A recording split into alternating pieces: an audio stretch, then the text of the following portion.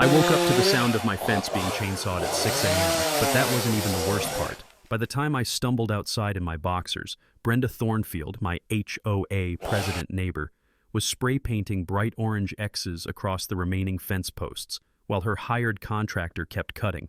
The metallic rattle of the spray can mixed with the screaming chainsaw and splintering cedar created a symphony of destruction that had my neighbors peeking through their curtains. The acrid smell of two-stroke exhaust and fresh paint fumes burned my nostrils as sawdust settled on everything like toxic snow. I could actually taste the bitterness in the back of my throat. Brenda stood there in designer yoga pants and a safety vest, supervising the demolition of my 6-foot privacy fence like some deranged construction foreman. "Your fence is 2 inches too tall," she screamed, waving a crumpled HOA violation notice. "It ruins my mountain view and violates community standards." 20 feet of my Memorial Garden fence, gone. What would you do if you caught your neighbor destroying your property at dawn? Drop a comment telling me where you're watching from, and if you've ever dealt with a neighbor from hell. My name's Marcus Delacroix, and 6 months ago, I thought moving to Pine Ridge Estates in Colorado would be my fresh start. I'm a 52-year-old electrical contractor who just lost my wife Sarah to cancer after a 2-year battle that drained our savings and broke my heart. The life insurance money bought me this modest ranch house sandwiched between 2 McMansions, and I figured a quiet suburban neighborhood was exactly what I needed to heal. The fence Brenda was destroying, I'd built it myself as therapy. Every board hammered into place helped work through my grief. The rhythmic thunk of the nail gun, the rough texture of cedar under my calloused hands, the sweet smell of fresh wood stain. It was all part of building something beautiful for Sarah's memory. Behind that fence was her memorial garden, where the scent of her favorite roses mixed with lavender on summer evenings. But apparently, my 6-foot privacy fence was blocking Brenda Thornfield's $1 million mountain view. Meet the HOA president from hell, 48 years old, real estate agent, drives a white Range Rover with Lux Lady vanity plates. She's got 2 spoiled teenage sons who throw parties that shake windows 3 houses down, but somehow their beer cans scattered across multiple lawns never warrant violation notices. Her investment banker husband travels constantly, leaving Brenda plenty of time to patrol our neighborhood like a designer-clad dictator. The targeting started my first week. She claimed my work truck violated commercial vehicle restrictions because it wasn't aesthetically compatible with neighborhood character. I asked to see that specific rule. She produced a binder thick enough to stop bullets filled with bylaws that seemed to multiply like rabbits. I parked in my garage. She complained about unsightly electrical supplies visible through the window. I hung a curtain. Then came the violation notices. Lawn 1 inch too tall, $50 daily fine. Garbage bins visible 30 minutes past pickup, $50 daily fine. Unauthorized outdoor storage. Because I left a rake against my house, $50 daily fine. Each violation notice arrived on expensive cream-colored paper that felt thick and important between your fingers, while Brenda delivered them personally in designer heels that click-clacked across my driveway like a countdown timer. Her overpowering perfume, some sickly sweet floral nightmare, would linger in the air long after she left, marking her territory like a territorial animal. When I'd sit down with my morning coffee to read her latest complaints, the bitter taste seemed to match my growing resentment. The cheap grocery store blend wasn't helping my mood as violation notices piled up on my kitchen counter. But the fence was Brenda's declaration of war. She claimed my 6-foot 2-inch barrier violated the 6-foot maximum height restriction and encroached 2 inches onto mysterious HOA common area that existed nowhere in my property deed. She'd hired a surveyor specifically to find violations after I ignored her friendly suggestion to voluntarily lower the fence. "This fence destroys property values and creates a hostile living environment," she announced during my first HOA hearing, held in her living room instead of the community center. The crunch of store-bought cookies on paper plates filled the awkward silence as board members, her sister-in-law Janet, and 2 elderly residents who clearly feared Brenda, nodded along like bobbleheads. When I presented evidence that 3 other properties had identical fence heights, Brenda dismissed it as technical mumbo-jumbo. When I pointed out the bylaws required 30-day notice for violations, not her arbitrary 72-hour deadline, she increased my daily fine to $300 for wasting the board's time. That's when I realized Brenda Thornfield had made a crucial mistake. She assumed I was just another grieving widower she could bully into submission. But Sarah hadn't just left me heartbroken. She'd left me with nothing left to lose. And sometimes, the most dangerous opponent is someone who's already lost everything that mattered. The war for my memorial garden was about to begin. Brenda's next move came with all the subtlety of a sledgehammer to a snow globe. She arrived at my door the following Tuesday morning with a manila folder thick enough to choke a horse, flanked by a nervous-looking man in a cheap suit clutching a surveyor's tripod like a security blanket. "Mr. Delacroix," she announced, pronouncing my French surname like it personally offended her. "This is Brad Hutchins from Precision Property Surveys. We're here to document your multiple HOA violations before pursuing legal remedies." The smell of Brad's aftershave mixed with Brenda's usual perfume cloud created a toxic fog that made my eyes water. As they tramped around my property, Brad's measuring tape made sharp snapping sounds every few feet, while Brenda dictated notes into her phone like she was reporting a crime scene. Fence height 6 feet 2 1/4 inches, maximum allowable 6 feet even, violation confirmed. Brad's voice cracked like a teenager asking someone to prom. The poor guy was clearly being paid by the hour to legitimize Brenda's vendetta. But here's where Brenda made her first tactical error. She was so focused on building her case against me that she forgot about her own glass house. While she and Brad measured every inch of my property, I took a casual walk around the neighborhood with my phone camera. Something my late wife Sarah had always told me echoed in my head. "Marcus, bullies always assume their victims won't fight back. That's usually their biggest mistake." Turns out Brenda's own backyard was a goldmine of violations. Her decorative mailbox stood 7 feet tall, clearly over the 6-foot height restriction she was weaponizing against my fence. Her deck extension jutted 18 inches beyond her original permit specifications, and those commercial-grade landscape lights illuminating her prize-winning rose garden? Definitely not on the approved fixtures list. But the real revelation came when I spent my lunch break at the courthouse breathing in that musty smell of old filing cabinets while hunting through property records. The squeak of ancient microfiche machines became my soundtrack as I discovered something that would change everything. Pine Ridge Estate's architectural guidelines had never been properly filed with Jefferson County. Years ago, during my electrical apprenticeship, an old-timer had taught me that the first rule of any dispute is to check whether your opponent actually has the authority they claim. "Always verify the foundation before you build the house," he'd said. That advice was about to prove invaluable. When Brenda's 72-hour ultimatum arrived via certified mail, the envelope thick enough to feel expensive between my fingers, demanding immediate fence removal or facing $200 daily fines, I was ready with my counterpunch.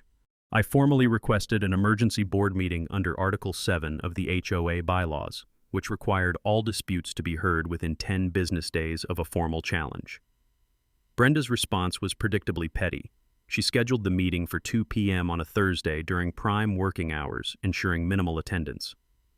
The location? Her living room again, complete with folding chairs that squeaked like dying mice every time someone shifted their weight. The official board meeting consisted of Brenda, her sister-in-law Janet serving as secretary, and 2 elderly board members, Dr. Hoffman, a retired cardiologist who kept nodding off, and Mrs. Hannah, a sweet grandmother who clearly just wanted everyone to get along. Brenda served store-bought oatmeal cookies on paper plates beneath a crystal chandelier that probably cost more than my truck. The irony wasn't lost on me, discussing community standards in a room that screamed excess. Her official agenda was handwritten on the back of a Starbucks receipt, which told me everything about the professionalism level we were dealing with. "Marcus has repeatedly violated community standards," Brenda began, consulting notes on her iPhone like she was delivering a closing argument. "His fence destroys sight lines, reduces property values, and creates discord in our peaceful community." I pulled out my own folder, not as thick as hers, but infinitely more damaging. "Before we discuss my fence, perhaps the board should address these photographs of violations on your property, Brenda, starting with your 7-foot mailbox that exceeds the same height restrictions you're applying to my fence." The temperature in that gaudy living room dropped 10 degrees. Janet's pen froze mid-sentence. Dr. Hoffman suddenly looked wide awake. Mrs. Hannah made a small, "oh my" sound that spoke volumes about the power shift happening in real time. But Brenda didn't climb to HOA president by backing down easily. "Those are decorative elements that enhance property values," she sniffed, her voice taking on that entitled tone I'd grown to despise. "Completely different from your fortress wall. Then perhaps you can explain why 3 other properties in our development have identical 6-foot fences that have never received violation notices? I spread photographs across her marble coffee table like playing cards in a poker game I was about to win. The mask slipped. Brenda's carefully controlled facade cracked, revealing the entitled bully underneath. This board has discretionary authority to address immediate threats to community standards, she declared, literally making up rules as she spoke. The vote was 3-1 against me, with only Dr. Hoffman having the courage to abstain after quietly reviewing my evidence. My fine increased to $300 daily for frivolous challenges and aggressive behavior during official proceedings. Walking to my truck, the crunch of autumn leaves under my boots sounded like Brenda's credibility crumbling. She'd won this round, but her desperation was showing. And desperate people make the kinds of mistakes that bring down empires. 3 days after that sham board meeting, Brenda dropped the legal nuclear option on my doorstep. The envelope was so thick with expensive letterhead that the paper felt like velvet between my fingers. Morrison, Kessler and Associates, the kind of law firm that charges $500 just to answer their phone, demanded immediate fence removal, claiming my hostile structure created a pattern of neighborhood intimidation. But the real kicker? The letter was dated 2 days before our board meeting. Brenda had hired an attorney before even pretending to give me due process. She'd planned this legal ambush from the beginning, and the bitter taste of betrayal mixed with my morning coffee as I read her lawyer's threats. Then she escalated to county code enforcement. Officer Martinez showed up that afternoon, looking genuinely confused as he consulted his tablet. "Got an anonymous complaint about major unpermitted construction," he said, the autumn wind carrying the scent of dying leaves as we walked my property. Caller described extensive electrical work, structural modifications, the whole 9 yards. As Martinez inspected every inch of my perfectly legal fence, I could hear Brenda's heels clicking on her driveway next door. She was obviously watching and waiting for me to get busted. The metallic ping of his measuring tape echoed between our houses as he documented what I already knew. Everything was up to code. "Whoever called this in gave some pretty specific details that just aren't here," Martinez said, shaking his head. "Sounds like someone was hoping I'd find problems that don't exist. Sorry for wasting your time." But Brenda wasn't done. That evening I overheard her at the neighborhood mailboxes spreading poison to anyone who'd listen. "Marcus is one of those difficult types," she stage whispered to the Hendersons from across the street. "Lawyers involved now. Property values are going to tank if we don't handle this quickly." Time for my counterpunch, and I was aiming higher than she'd ever expect. Years ago, my commanding officer in Germany had taught me that the best intelligence comes from public records most people are too lazy to check. "Control the information, control the battlefield," he'd said.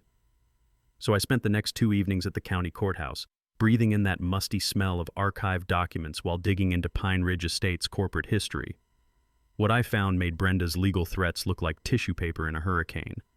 Our HOA's articles of incorporation showed a pattern of missed filings and expired registrations.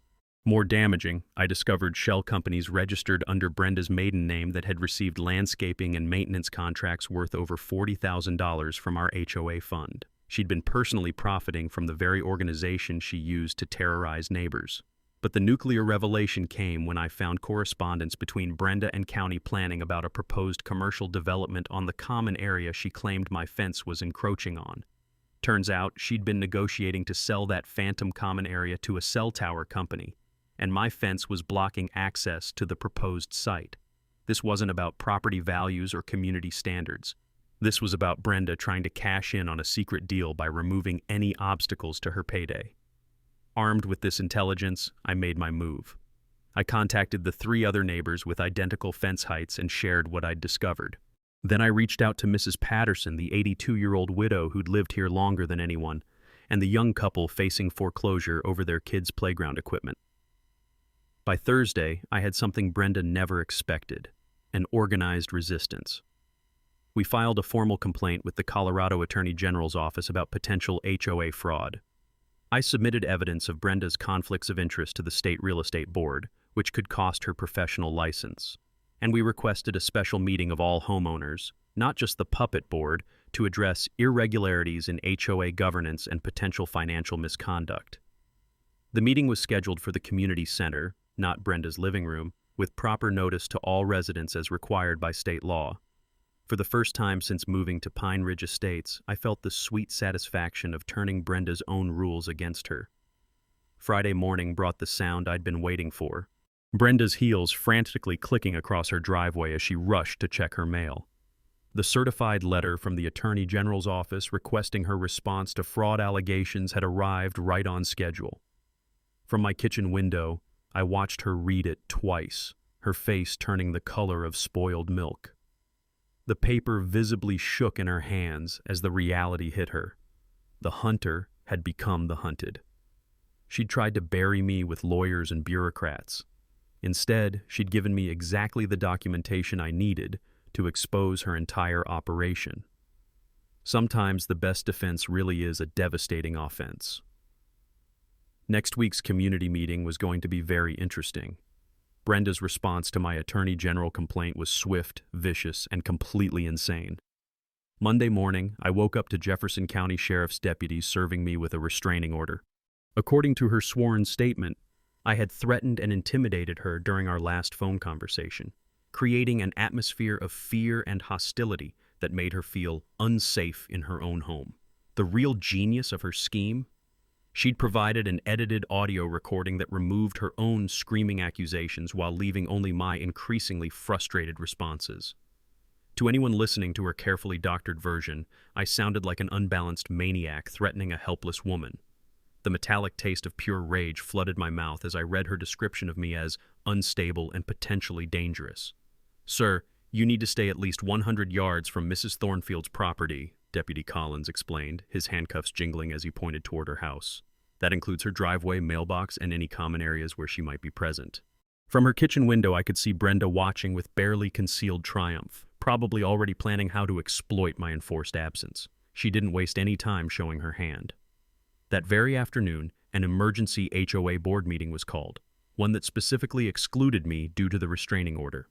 The hastily printed agenda, on cheap copy paper that felt rough as sandpaper between my fingers, contained one item: authorization of immediate fence removal due to ongoing safety concerns. The vote was unanimous, 4-0. Brenda had orchestrated my exile to ram through authorization for immediate demolition. The contract went to Thornfield Property Services, her brother-in-law's company naturally, with work scheduled for Monday when I'd be in Denver on a job. Cost: $4,200 plus a property lien if I didn't pay within 30 days. But here's where my military training kicked in. During my years as an Army communications specialist, I'd learned that enemy intelligence often reveals more than they intend. Brenda's restraining order contained a fatal flaw. She'd filed it using her business address instead of home address, technically invalidating the entire document. More damaging, she claimed our threatening phone call happened at 8:47 p.m. on a night when my cell records showed I was at grief counseling across town. My counterpunch started with attorney Sarah Blackwood, who was practically grinning as she reviewed the evidence. "Marcus, she just committed perjury on official court documents," Sarah said, the excitement crackling in her voice as papers rustled across her mahogany desk.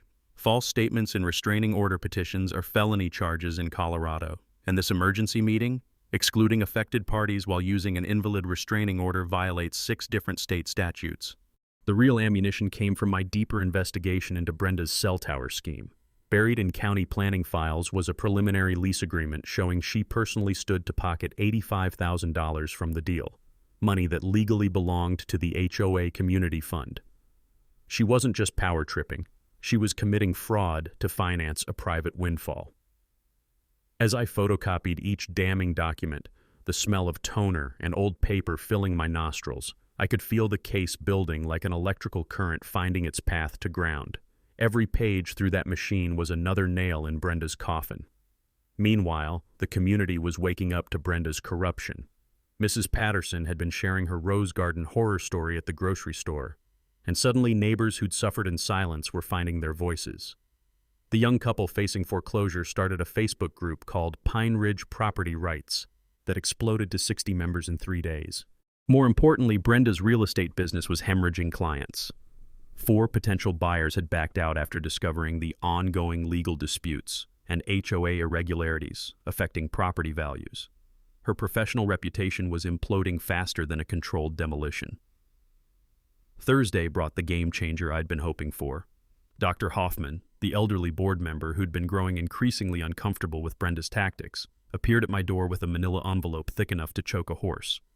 "Marcus, I've been documenting Brenda's violations of procedure for 3 years," he said, his weathered hands trembling slightly as he passed me the evidence. "Unauthorized expenditures, rigged contract bidding, meetings held without proper notice. I can't be complicit in this corruption anymore." Inside was a treasure trove. Systematic documentation of financial irregularities, procedural violations, and abuse of power going back to when Brenda first seized control of the board. Dr. Hoffman had been waiting for someone brave enough to challenge her reign of terror. But here's the beautiful part. I wasn't going to stop Monday's demolition. Let Brenda tear down my fence on live television while thinking she'd won. Because what she didn't know was that I'd already contacted Channel 7 News about covering the controversial HOA enforcement action. Sometimes the best way to destroy a tyrant is to give them exactly enough rope to hang themselves in front of the whole world. Monday morning was going to be very educational for Brenda Thornfield. Friday afternoon, while Brenda was probably polishing her victory speech for Monday's demolition, I made the discovery that would obliterate her entire empire. I was deep in the musty archives of Jefferson County's Secretary of State office, following a nagging hunch about Pine Ridge Estate's corporate status, when I found it buried in a misfiled folder thick with dust. Our HOA's Articles of Incorporation had expired on March 15, 2021, and were never renewed. The aged paper felt brittle between my trembling fingers as the magnitude hit me like a sledgehammer. Pine Ridge Estates Homeowners Association had been operating as a legally defunct corporation for 3 years. Every violation notice Brenda had issued, every fine she'd collected, every board decision she'd rammed through, all of it was legally meaningless, no more valid than monopoly money. But the implications went deeper than just invalid enforcement.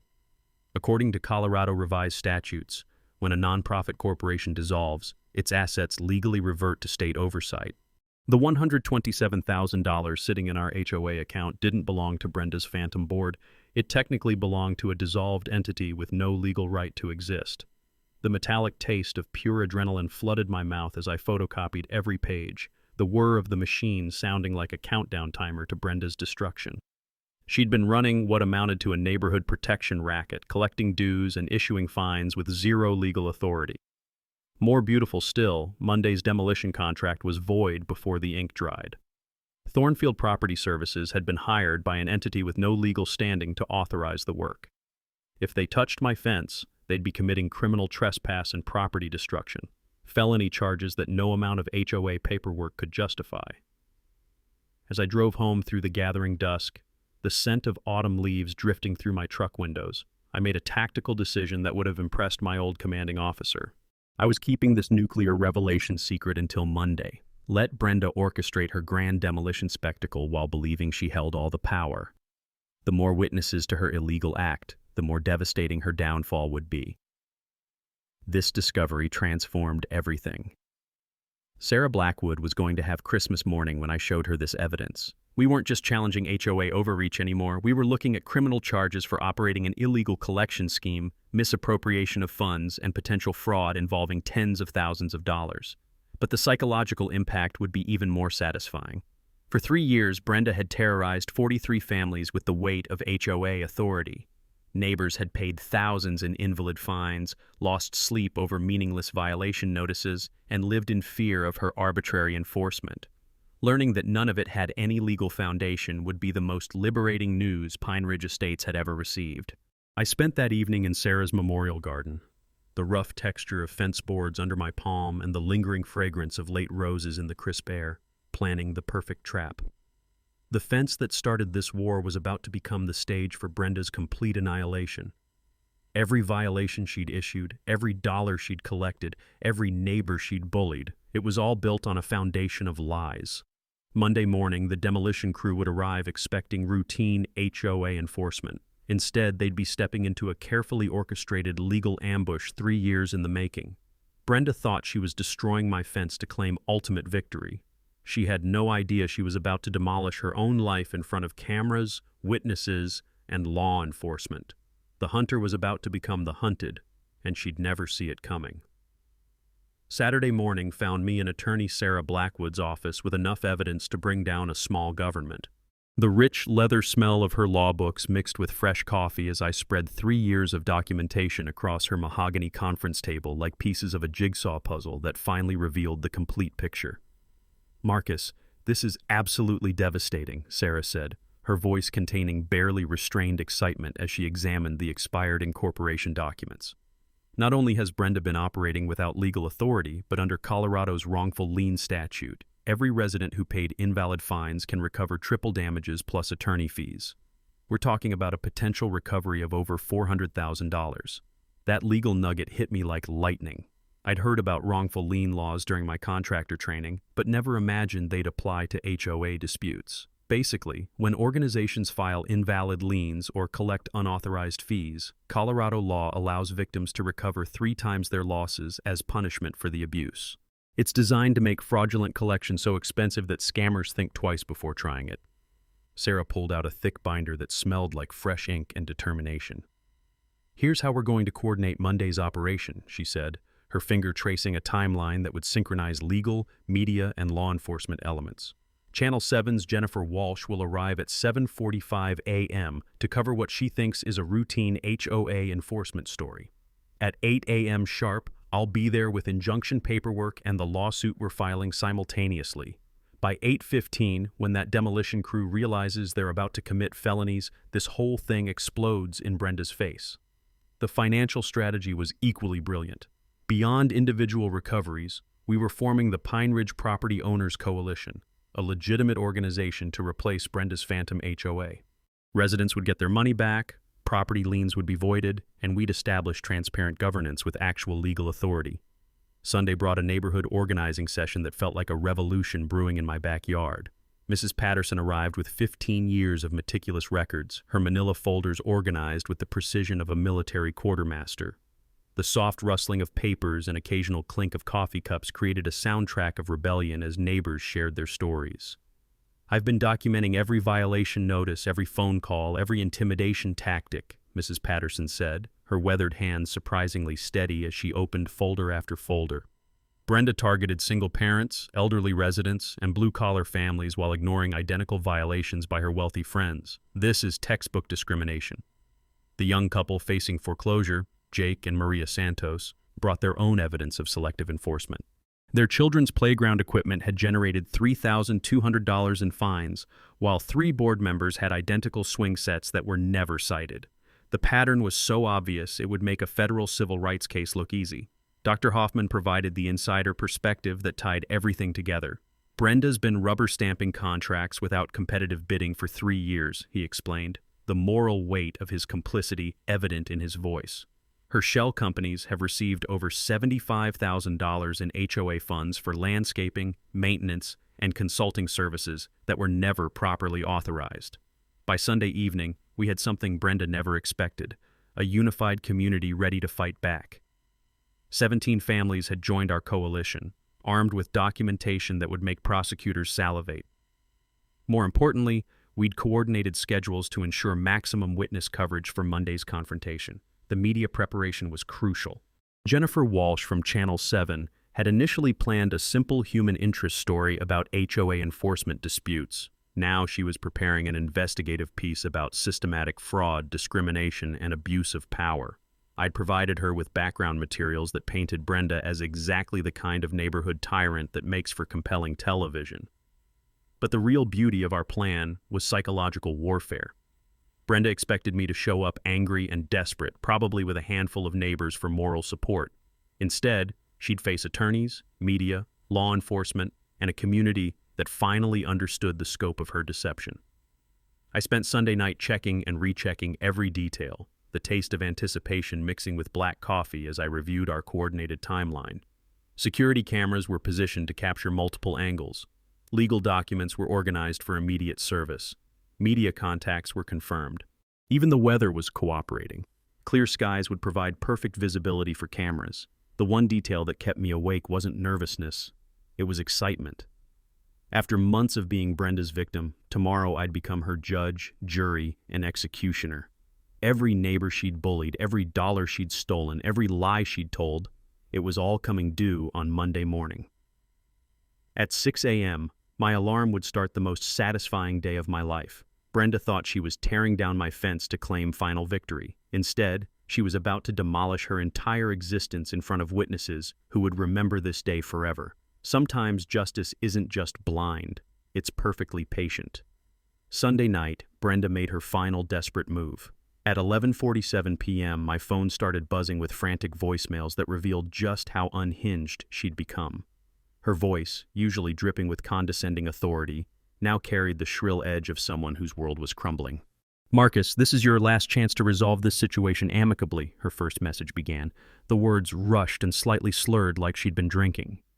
"I'm prepared to waive all existing fines and drop the restraining order if you sign a voluntary fence removal agreement by midnight. After that, you'll face the full legal consequences of your actions." The second voicemail, left just 12 minutes later, revealed her growing panic. "I know you think you're clever with your little neighborhood coalition, but you have no idea what you're dealing with. I have connections throughout this county. Judges, commissioners, people who can make your life very difficult if you continue this harassment." By the fourth message, delivered at 12:23 a.m., Brenda had completely abandoned any pretense of professionalism.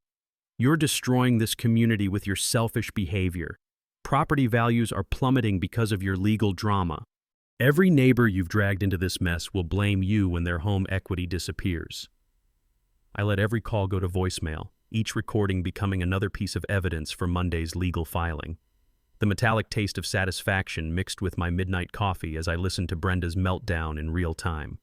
She was spiraling, making increasingly wild threats that would only strengthen our case, but her real desperation showed in the moves she made while thinking I was asleep.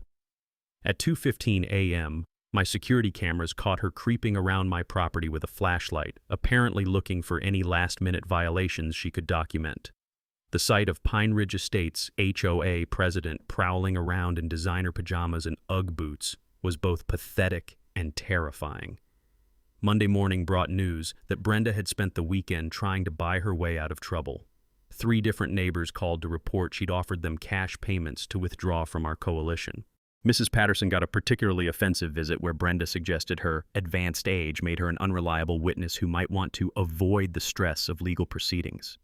The young Santos family received the most insulting offer, $5,000 to drop their discrimination claims and sign a non-disclosure agreement.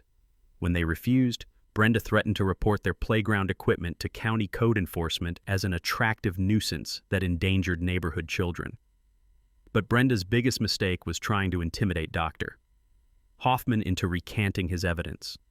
She showed up at his door Sunday evening with a bottle of expensive wine and a sob story about how the Marcus situation was destroying her real estate career and threatening her family's financial security.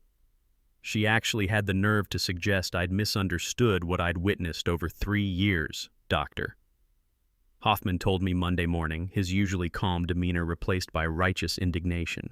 Then she offered me $15,000 to take a vacation during the legal proceedings. When I refused, she threatened to have me removed from the board for mental incompetence due to advanced age. The smell of burnt coffee filled my kitchen as I listened to these reports, my hands surprisingly steady despite the adrenaline coursing through my veins. Brenda's weekend bribery tour had accomplished exactly the opposite of what she intended. Instead of buying silence, she'd given us evidence of witness tampering, attempted obstruction of justice, and age discrimination. Meanwhile, her professional life was imploding in spectacular fashion. 3 more real estate clients had canceled listings after learning about the ongoing HOA controversy affecting their property values. Her brokerage firm, Morrison & Associates, had quietly removed her photo from their website and stopped returning her calls. The Whisper Network in Colorado real estate moves fast, and word was spreading that Brenda Thornfield was toxic. Most satisfying was watching her social media presence crumble. The Pine Ridge Property Rights Facebook group had grown to over 100 members, sharing stories and evidence that painted Brenda as a neighborhood tyrant. Her own real estate Facebook page was being flooded with questions about HOA disputes and legal investigations that she couldn't delete fast enough. By 7 a.m. Monday, as I watched through my kitchen window, Brenda was pacing her driveway like a caged animal.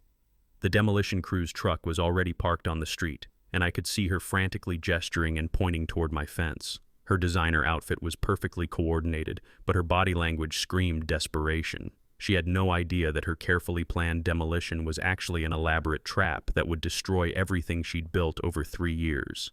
The taste of victory was sweeter than any morning coffee as I watched her check her watch repeatedly, probably wondering why more neighbors weren't gathering to witness her triumph. At 7:45 a.m., Jennifer Walsh's Channel 7 news van would arrive, followed immediately by my attorney with enough legal firepower to level Brenda's entire operation. The hunter was about to become the hunted, and she'd never see it coming. Time to watch an empire fall. At 7:30 a.m. Monday morning, Brenda made her final catastrophic mistake. As I watched from my kitchen window, she arrived at the demolition site wearing a crisp white blazer and her most expensive jewelry, clearly expecting this to be her moment of ultimate triumph. The sharp click of her designer heels on the asphalt echoed between our houses as she marched toward the crew like a general preparing for battle. What she didn't know was that her weekend bribery spree had backfired spectacularly. Dr. Hoffman had spent Sunday evening making calls to every board member who'd ever questioned Brenda's methods. By Monday morning, 2 more longtime residents had resigned from the Phantom Board and were prepared to testify about her systematic abuse of power. The demolition crew, 3 burly guys who looked like they'd rather be anywhere else, was already setting up their equipment when Brenda began her performance. The acrid smell of chainsaw exhaust mixed with her overpowering perfume as she positioned herself for what she clearly thought would be her victory photo. "Gentlemen, you're here to remove an illegal structure that violates multiple community standards," she announced loudly enough for the growing crowd of neighbors to hear. "Mr. Delacroix has had ample opportunity to comply voluntarily, but has chosen confrontation over cooperation." From my position by the fence, I could taste the metallic tang of anticipation mixed with the bitter coffee I'd been nursing since dawn. Everything was falling into place exactly as planned. At 7:43 a.m., I spotted Jennifer Walsh's Channel 7 news van turning the corner, followed immediately by Sarah Blackwood's silver Mercedes. But Brenda's desperation was showing in ways she couldn't control. Her hands shook slightly as she consulted notes on her phone, and I noticed she'd applied her makeup with the heavy-handed precision of someone trying to hide exhaustion. The weekend of bribery attempts and midnight property prowling had clearly taken its toll. "Mrs. Thornfield," called out Jake Santos from across the street, "can you explain why your own mailbox exceeds the same height restrictions you're enforcing against Marcus's fence?" Brenda's face flushed red as more neighbors emerged from their houses, many carrying folders of documentation I'd helped them organize over the weekend. Mrs. Patterson appeared with her 15 years of meticulous records, while other families brought photos and violation notices that would expose the pattern of selective enforcement. "Those questions will be addressed through proper channels," Brenda snapped, her voice taking on that shrill quality that emerged whenever she felt cornered. "Today we're focusing on immediate safety concerns posed by this illegal barrier." That's when Jennifer Walsh approached with her cameraman, the professional smile of an investigative reporter who smells a bigger story than she initially expected. "Mrs. Thornfield, I'm Jennifer Walsh from Channel 7 News. We're here to cover the HOA enforcement action, but several residents have raised questions about the association's legal authority. Would you care to comment?" The texture of smooth confidence that usually characterized Brenda's public persona began cracking like old paint. "The Pine Ridge Estates HOA has full legal authority to enforce community standards," she declared, but her voice carried a defensive edge that hadn't been there moments before. Meanwhile, Sarah Blackwood was positioning herself strategically near the demolition crew, a thick manila envelope in her hands that contained enough legal ammunition to stop this charade permanently. The morning sunlight glinted off her silver briefcase as she prepared to serve papers that would transform Brenda's moment of triumph into complete humiliation. But Brenda's final act of desperation came when she spotted Dr. Hoffman emerging from his house with a folder of evidence. "Don't listen to him," she called out loudly enough for the news camera to capture. "Dr. Hoffman is suffering from age-related confusion and doesn't understand the legal complexities of HOA governance." The collective gasp from the gathered neighbors was audible. Attacking a respected 78-year-old physician on camera was exactly the kind of mistake that would make this story go viral. Even her sister-in-law Janet, who'd been loyally supporting Brenda's crusade for months, looked mortified by the public display of callousness. The demolition crew foreman, a weathered man named Chuck, who'd clearly done this kind of work for decades, approached Brenda with increasing concern. "Ma'am, we're getting some conflicting information here about authorization. Maybe we should wait until—" "You have your work order!" Brenda cut him off, her voice rising to a near shriek. "I am the HOA president, and I'm ordering you to proceed immediately!" At exactly 8 a.m., as Chuck reluctantly started his chainsaw, Sarah Blackwood stepped forward with the legal papers that would end Brenda's reign of terror forever. The sound of approaching sirens, county sheriff's deputies responding to our trespassing complaint, mixed with the mechanical whine of demolition equipment to create a symphony of justice about to be served. Brenda stood there in her designer outfit, completely unaware that her empire was about to collapse in front of cameras, witnesses, and law enforcement. The trap was sprung. Now came the reckoning. At exactly 8 a.m., as Chuck's chainsaw roared to life and bit into the first fence board, Sarah Blackwood stepped forward like an avenging angel in a power suit. "Stop immediately," she commanded, her voice cutting through the mechanical noise as she brandished a thick stack of legal documents. "You are about to commit criminal trespass on behalf of an organization with no legal authority to authorize this work." Chuck killed the chainsaw so fast you could hear the sudden silence echo off the surrounding houses. The acrid smell of two-stroke exhaust hung in the morning air like the smoke from Brenda's burning credibility. "What the hell is going on here?" Brenda demanded, her perfectly applied makeup already starting to streak with perspiration despite the cool October morning. "Mrs. Thornfield, you are hereby served with a lawsuit filed this morning in Jefferson County District Court," Sarah announced, slapping the papers into Brenda's manicured hands with enough force to make them shake. "You are also served with an emergency injunction prohibiting any further property destruction." Jennifer Walsh's camera was rolling as Brenda's face cycled through confusion, anger, and dawning horror while she tried to process the legal documents. The gathered crowd of neighbors, now numbering over 20, pressed closer to witness what they sensed was a historic moment. "This is ridiculous," Brenda sputtered, waving the papers like they were contaminated. "The HOA has full authority to—" "Actually, it doesn't," I interrupted, stepping forward with my own folder of evidence. The taste of pure satisfaction flooded my mouth as I prepared to deliver the knockout punch.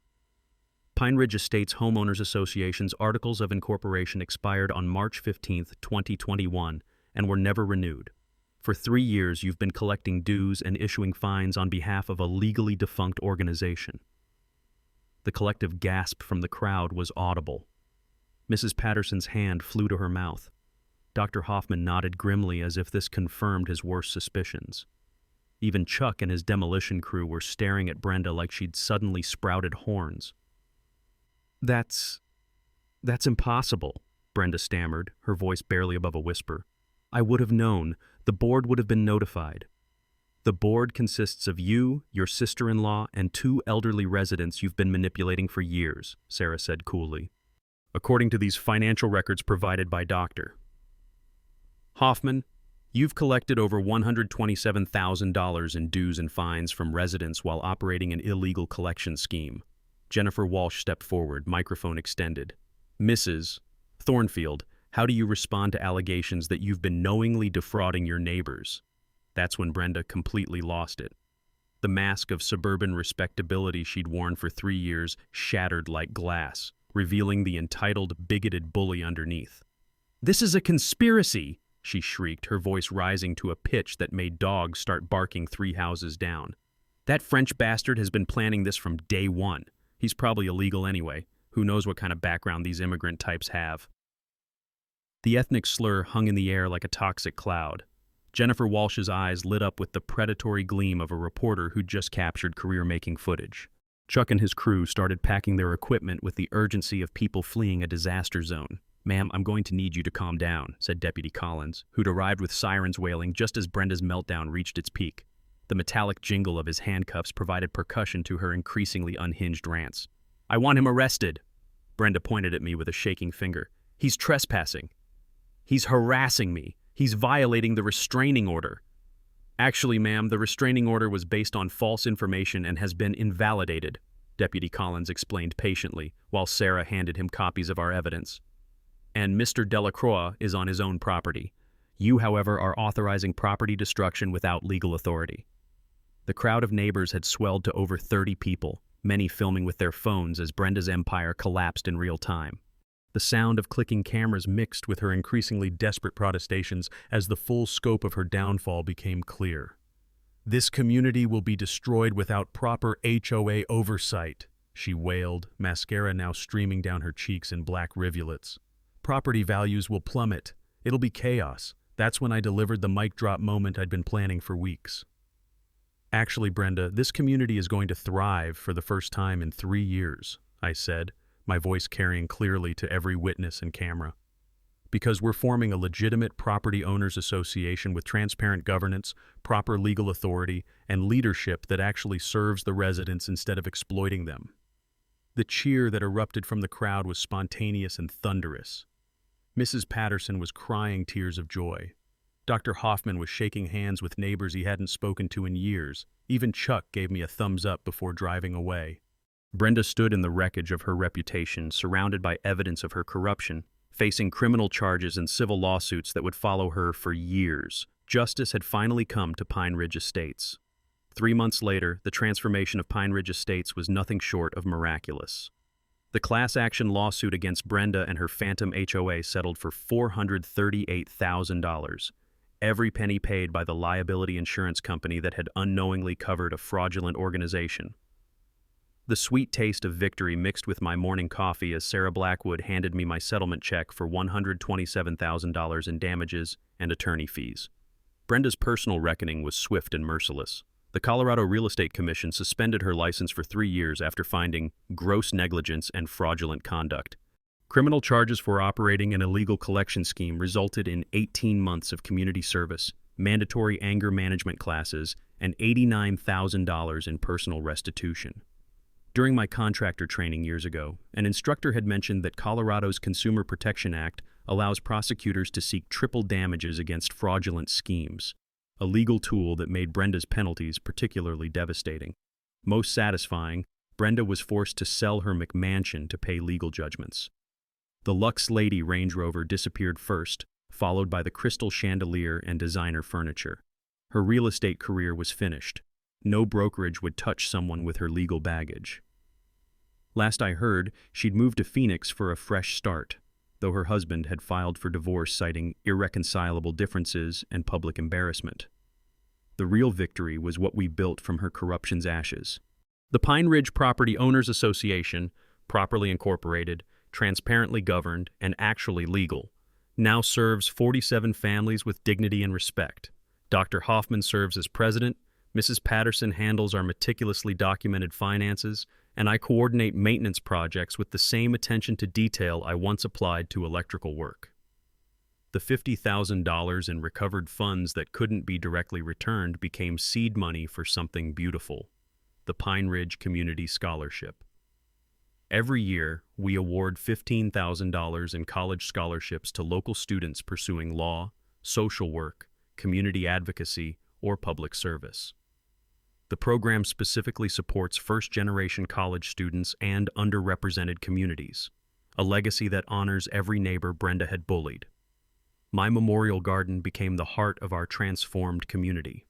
The fence that started this war still stands, every weathered board a testament to standing up against corrupt authority. Sarah's roses bloom more magnificently each year, their sweet fragrance mixing with the sound of children's laughter as neighbors gather on summer evenings. The rough texture of the original cedar reminds me daily that protecting yourself protects everyone who comes after you.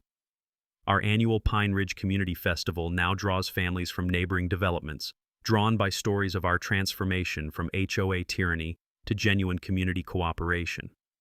The taste of Mrs. Patterson's famous apple pie and the sound of acoustic guitar from our local talent show have replaced the bitter conflicts that once poisoned our neighborhood.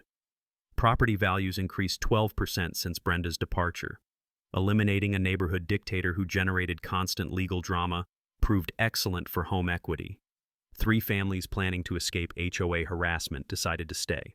New residents specifically choose Pine Ridge Estates because of our reputation for fair, transparent governance that actually serves the community. The ripple effects extended across Colorado. Channel 7's investigative series won a regional Emmy and inspired reform efforts statewide. The legislature passed the HOA Accountability Act, requiring annual corporate status verification and mandatory transparency in enforcement. I've consulted on 23 HOA reform cases across 6 states, always pro bono, turning my worst experience into a force for positive change. The fence Brenda tried to destroy still protects Sarah's garden, but it's no longer a barrier between neighbors. We installed a beautiful memorial gate opening onto a community walking path, connecting individual properties into something larger and more meaningful. Children now play safely in the Santos family's playground, the same equipment that once generated thousands in bogus fines. As I write this, sitting on Sarah's bench with late summer roses perfuming the evening air, I can hear families enjoying the community we built together. Mrs. Patterson tends her expanded rose garden, now celebrated as a neighborhood treasure. Dr. Hoffman hosts monthly coffee gatherings where residents discuss actual improvements instead of arbitrary enforcement. This is what happens when ordinary people decide they've had enough of petty tyrants. We didn't just defeat Brenda Thornfield, we built something better in her place. Got your own HOA nightmare? Share it in the comments and let's expose these neighborhood dictators together. Subscribe to HOA Stories for more tales about underdogs beating corrupt systems and building stronger communities. Next week, how a disabled veteran outsmarted a predatory towing company and got the entire operation shut down by the state attorney general. That's all for today's HOA madness. If watching justice serve itself made your day, smash that like button, share your thoughts down below, and make sure you're subscribed. More outrageous neighborhood showdowns are just around the corner.